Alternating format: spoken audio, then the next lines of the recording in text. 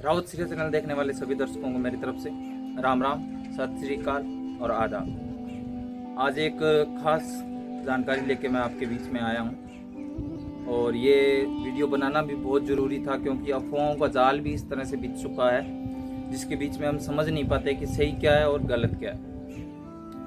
आपको एक बात बताना चाहता हूँ। आपको याद होगा कि हमारे पास रेडियो हुआ करते थे, तो रेडियो के अंदर एक प्रोग्राम आता था सूरतगढ़ आकाशवाणी की तरफ से। उसमें दो व्यक्ति बात करते थे, मनसाराम और मालाराम।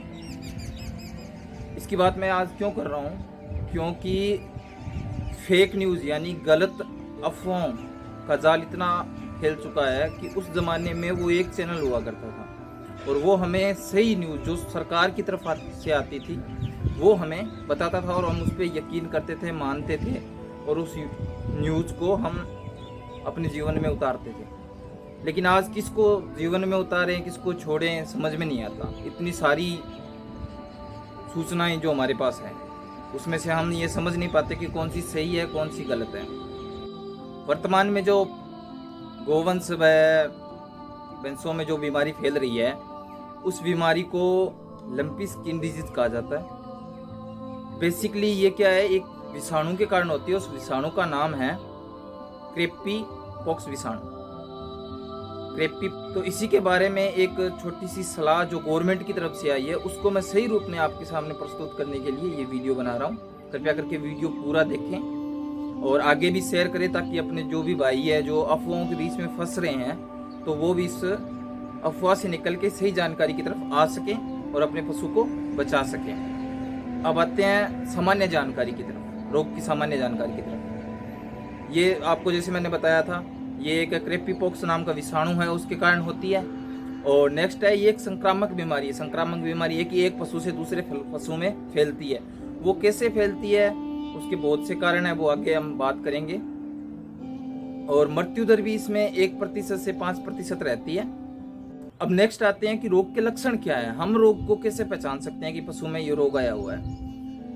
रोगी जो पशु होता है ना, उसको शुरुआत में बुखार आना शुरू हो जाता है, आंखों से पानी आना शुरू हो जाता है, नाक बहना शुरू हो जाता है, चलने फिरने में परेशानी हो जाती है, लार गिरने लग जाती है और दूध कम होने लग जाता है। ये मुख्य कारण होते हैं। ये आपके पशु में किसी में है तो उसको डॉक्टर के पास या डॉक्टर को दिखा सकते हैं या डॉक्टर से जानकारी प्राप्त कर सकते हैं। इसके बाद जो पशु है उसके पूरे शरीर में, विशेषकर सिर, गर्दन, छाती, थनों के आसपास व पैरों में भी विशिष्ट प्रकार के गोलाकार, जिसे हम गुमड़ी भी बोलते थे, फुंसी भी बोल देते हैं, हिंदी में बोले तो उभार, वो वैसे बनने शुरू हो जाते हैं। उभार बनने शुरू हो जाते हैं। ये उभार कितने हो सकते हैं? 2 सेमी से लेके 5 सेंटीमीटर तक ये उभार हो सकते हैं।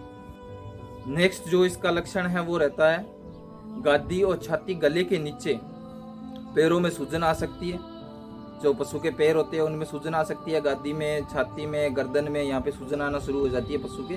मतलब ऐसे सूजने लगता है पशु और उसमें छोटे छोटे फंसी सी ऐसे गुमड़ी सी 2 से 5 सेंटीमीटर की होने लगती है। अब लक्षण हो गए। इसके बाद में नेक्स्ट आता है कि रोग का प्रसार कैसे होता है, मतलब एक पशु से दूसरे पशु की तरफ जाता कैसे है रोग। तो रोगी पशु के अन्य स्वस्थ पशुओं के रोग का प्रसार रक्त चूसने वाले, काटने वाले कीड़ों से होता है। रक्त चूसने वाले, काटने वाले कीड़े जैसे कि मच्छर हो गया, काटने वाली मक्खी हो गई, चिंचड़ हो गया, या फिर ये जो एक रोगी पशु होता है उसका दूसरे स्वस्थ पशु के सीधा संपर्क में आने से भी होता है।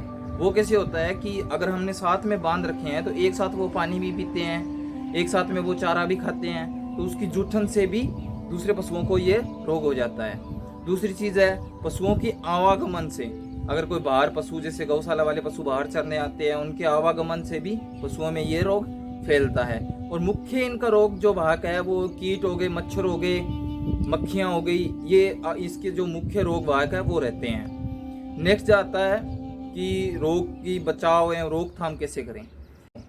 अगर कोई रोगी पशु है तो उसके संपर्क में अपने स्वस्थ पशु को ना आने दें। मच्छर, चिंचड़, मक्खी, ये जितने भी जो रोग वाहक जीव हैं, इनकी जो हम कीटनाशक वगैरह डालते हैं या धुआं वगैरह करते हैं, इनसे सुरक्षित रखें। पशुओं के अंदर ये जो जीव होते हैं इनको ना आने दें। और जो पशुओं का बाड़ा होता है उस बाड़े में ज़्यादा से ज़्यादा लोगों को ना जाने दें। उससे क्या होगा कि अगर लोग भी बाड़े में जाएंगे तो उस पे बैठ के मक्खी मच्छर भी आएंगे बाहर और दूसरे पशुओं पे बैठ जाएंगे और रोग फैल जाएगा।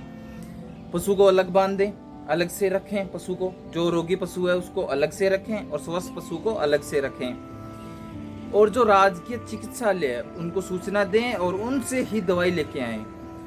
जो जोड़ा छाप डॉक्टर हैं उनसे अगर आप दूरी बना के रखेंगे और राजकीय चिकित्सालय से परामर्श लेंगे ना, तो पशु आपके अगर रोगी भी हो गया है तो स्वस्थ भी हो जाएगा, अगर आप सावधानी रखेंगे तो।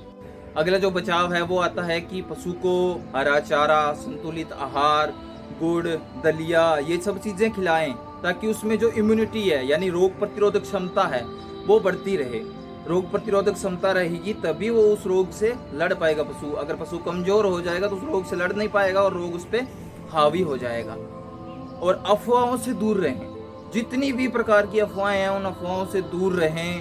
अगर आप अफवाहों से दूर रहेंगे तो ही आप अपने पशु को बचा सकते हैं। और एक विशेष बात मैं आपको बता देता हूँ, ये रोग पशुओं से इंसानों में नहीं फैलता, ये पशुओं की बीमारी है, इंसानों को नहीं होती है। लंपी रोग जो डिजीज है वो पशुओं को ही होती है, इंसानों को नहीं होती है।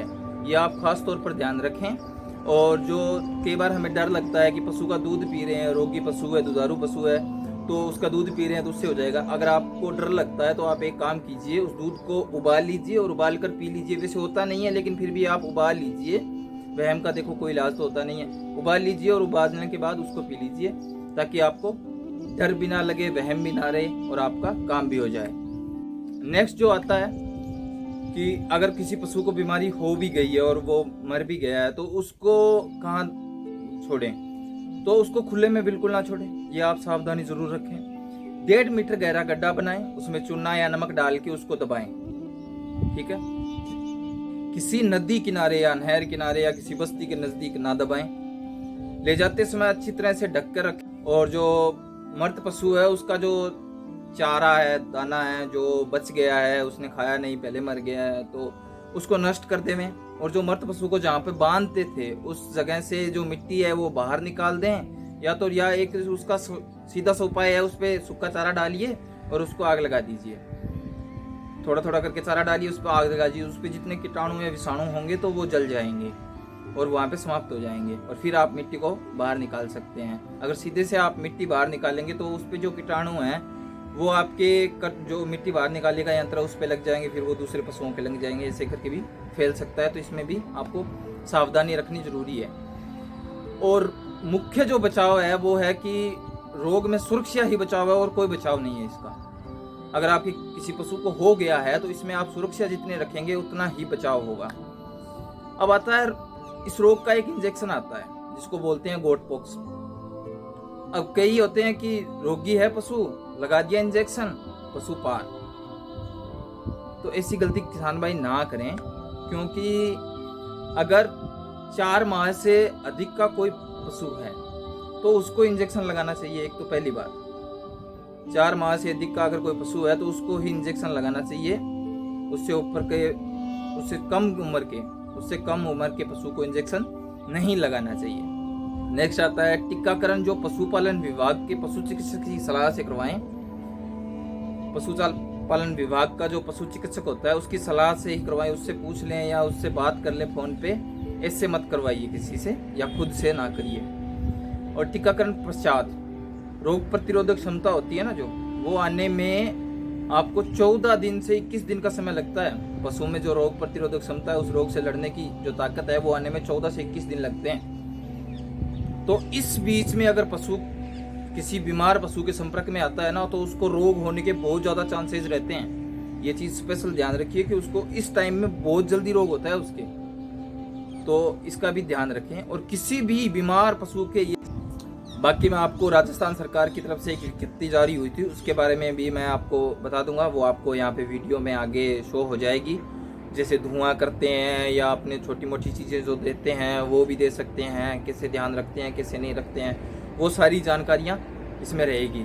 तो इसका इंजेक्शन है गोटपॉक्स, लेकिन वो बीमार पशु के नहीं लगता है, स्वस्थ पशु के लगता है। और राजकीय जो चिकित्सालय के चिकित्सक हैं आप उनसे संपर्क करके ही वो लगवाएं। और आप ज़्यादा से ज़्यादा, जैसे वेटनरी यूनिवर्सिटी अपनी बीकानेर राजूवास, उसके जो ऑफिशियल पेज है गूगल पे, वहाँ पे सर्च कर सकते हैं, वहाँ पे अपनी जानकारी प्राप्त कर सकते हैं। या फिर राजस्थान का जो पशुपालन विभाग है वहाँ पे आप जानकारी प्राप्त कर सकते हैं।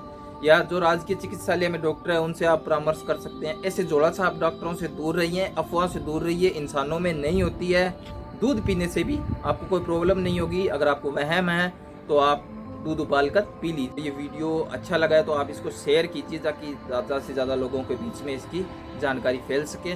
और ये लंपी स्किन डिजीज़ है ना, तो ये कोई नई बीमारी नहीं है, ये पहले भी चलती थी और आज भी है। राजस्थान में देखें तो लगभग आपके 25,000 पशु आज तक इससे मर चुके हैं। और अपने पड़ोसी राज्य पंजाब में देख लीजिए, लगभग 2100-2200 के करीब पशु मर चुके हैं। तो मैंने आपको जो जानकारी दी है वो जानकारी अपने राजस्थान सरकार की तरफ से आई हुई थी, मेरी अपनी कुछ नहीं है, मैं अपनी तरफ से कुछ नहीं देता। अगर आपको कोई और आंकड़ा मिलेगा मुझे इसके बारे में, कोई और इंजेक्शन आता है और कोई दवाई आती है तो मैं आपको ज़रूर बताऊंगा। और पशु को अगर बीमार हो रहा है तो उसको ज़्यादा से ज़्यादा इम्यूनिटी वाली चीज़ें दें, जैसे चारा हो गया, दलिया हो गया, गुड़ हो गया, ऐसी चीज़ें जो संतुलित आहार आते हैं ऐसी चीज़ें खिलाएं। वैसे उसको खाने में और चलने फिरने में प्रॉब्लम होगी, लेकिन अगर वो थोड़ा बहुत भी खाता है तो उसमें इम्यूनिटी आती है। तो हमसे जुड़े रहें, जुड़ने के लिए सब्सक्राइब करें, लाइक करें और शेयर भी कर सकते हैं। अगर आप लाइक नहीं करेंगे तो भी चलेगा, लेकिन शेयर ज़रूर कीजिएगा, शेयर ज़रूर कीजिएगा। शेयर करने से क्या होगा कि और लोगों को भी इसके बारे में जानकारी होगी। और लोग अफवाह में फंस रहे हैं, कुछ भी घोल के पिला रहे हैं, जड़ें पिला रहे हैं, कुछ भी, इससे पशु के स्वास्थ्य पे बहुत बुरा असर पड़ता है। तो आप इसका विशेष तौर पर ध्यान रखें और धन्यवाद।